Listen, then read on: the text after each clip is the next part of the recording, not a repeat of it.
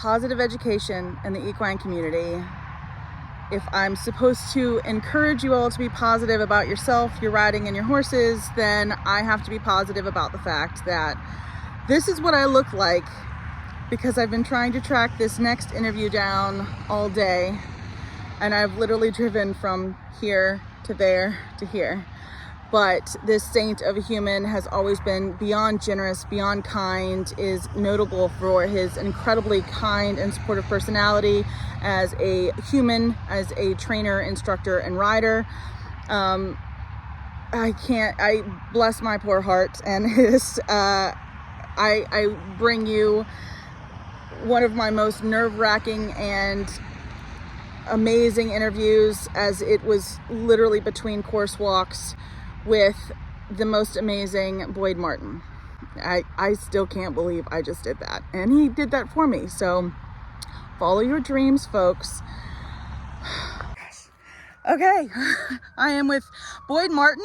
3 quick questions, a professional, 3-time U.S. Olympian, correct? 3 times, yeah. 3 times for the U.S., correct? US, yeah. Okay, we are doing 3 quick questions. Are you ready? I'm ready. Okay, how do you handle your home life and your work life? He has a wonderful wife, Silva Martin, 3 beautiful kids, amazing career for you and Silva. How do you balance it? Oh, it's chaotic, you know. I don't sleep much. Let's see. Well, I'm lucky. I live where I work, so I think that's a huge bonus, Okay. being able to, you know, wake up in the morning and go to work and be there when the kids come home, and you're still working away, and they might be sort of running around the farm. But to be honest, it's a hard balance, because you know, you're away a lot and you're competing, and to be really, really good at this, you have to sacrifice a lot. So, you know, like I'm down here in Aiken for 2 months, and I won't see my family for a while. But you know, I think this is what we signed up for. And I think the other thing is that when there's a moment of quiet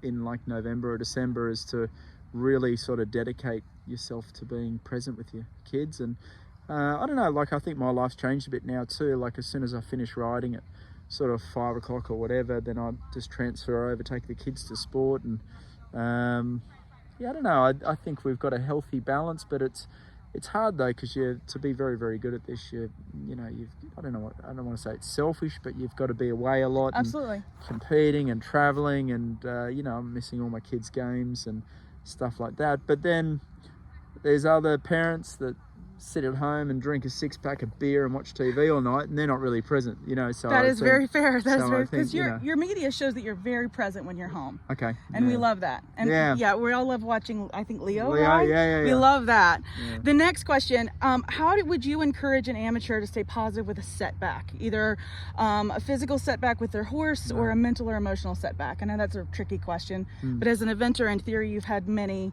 I guess also, like, how do you not be selfish? Because I know you retired a horse off of the cross-country field last year. Yeah. It's kind of...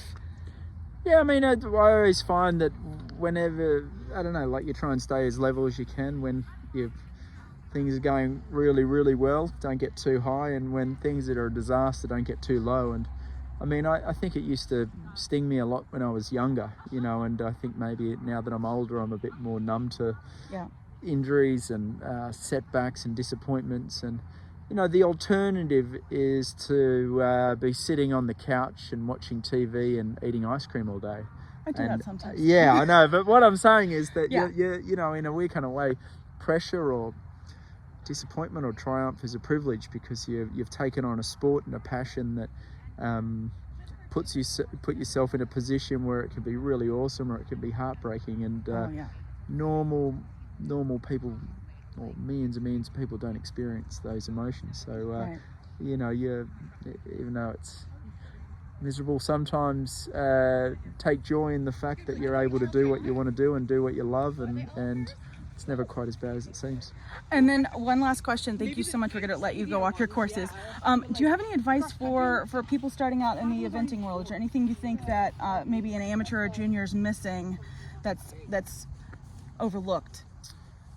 For me, I mean, I think I love competition and that, but like I think there's got to be just enjoyment in the process. You Enjoyment, know, in the sense of I think there's got to be just huge amounts of satisfaction. You and the horse? Yeah, producing a horse and having a partner or a goal and working away at something, and it's such a long, slow process of improvement that that I think that there's there's always goals of riding at the 5 stars or Olympics and all that crap, but like very few people get to do that. Right. And I think my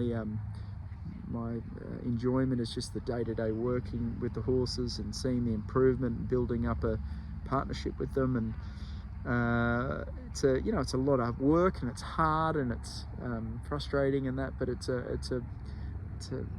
beats the hell out of sitting at a desk and He doesn't like to sit. computer, We know he doesn't like to sit from this interview. Sitting in a car, driving to work in a traffic jam. Doesn't like to sit, Mr. Martin. Better Doesn't. than that. Well, we wish you so much luck for the rest of the year. I think are you going to the Olympics? Is that the hope? Well, Is that the goal? we hope so, but it's definitely not a It's for the sure goal. thing. It's the goal. We're That's the attempting goal. to qualify for It's the the Olympics. goal, So, Boyd Martin, thank you so much. I really appreciate it. Send your love to Sylvia and the All right, kids. so Thank you. cheers. Thank you.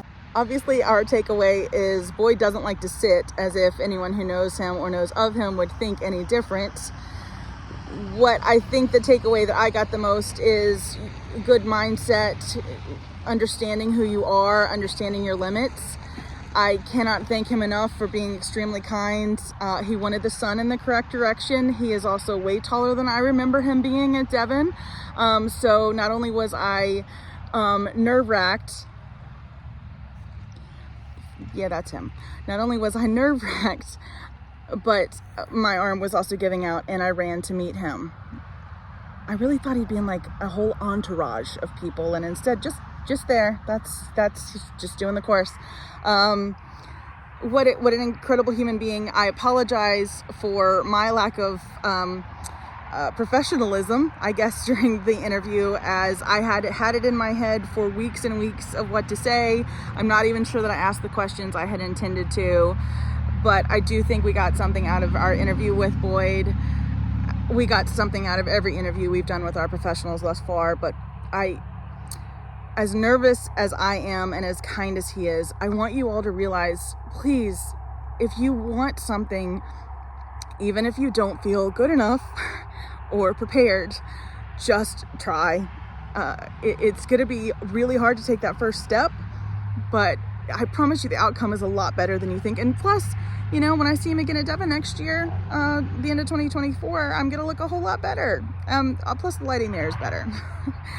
Thank you all so much, and please like and follow and subscribe.